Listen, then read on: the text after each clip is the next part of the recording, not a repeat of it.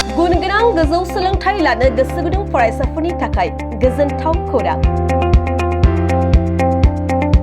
क'क्राझारनि बड'लेण्ड स्टार एकाडेमियाव फरायसाफोरनि मुं थिसननाया सोलिगासिनो।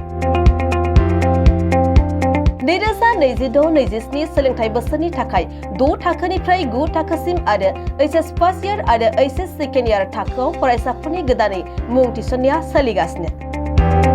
क'क्राझार शहरजों नांजाबनाय साहा फारसे साखाथि तितागुरियाव थानाय बड'लेण्ड स्टार एकाडेमि क'क्राझाराव बड' मिडियामनि 6 थाखोनिफ्राय 9 थाखोसिम आरो साइन्स, आर्ट्स, कमार्स स्ट्रिमाव बड' आरो इंलिश मिडियामाव HS फार्स्ट इयार आरो HS सेकेन्ड इयार थाखोआव फरायसाफोरनि गोदानै मुं थिसननाया दासान्दि सोलिगासिनो दं।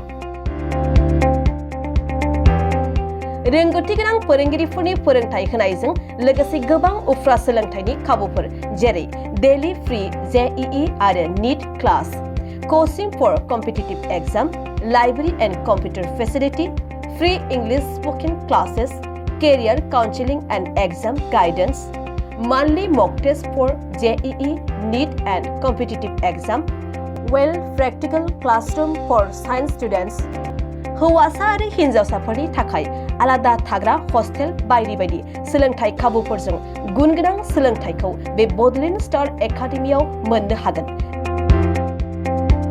बेनि अनगायैबो मेट्रिक आनजादाव 85% एबा बेनि बांसिन नम्बर मोननाय फरायसाफोरनो बेसेन लायालासे मुं थिसनथाइ होगोन आरो बिफेल नखरनि फरायसाफोरनो मुं थिसननायाव 20% रेहाय होनाय जागोन।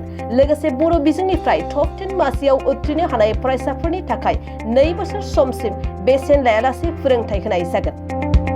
गोजोनथाव बाथ्रा बावदि जायफोर फरायसाफोरा मेट्रिक आनजादाव लिरखांबाय बिसोरनो बड'लेण्ड स्टार एकाडेमिया 45 साननि थाखाय फ्री डेमो क्लासबो होनाय जागोन।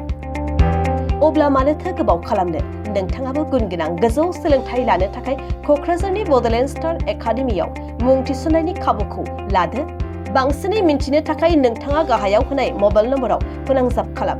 मबाइल नम्बर 7638008149 नङाब्ला 6003494371 आरो 600003499997।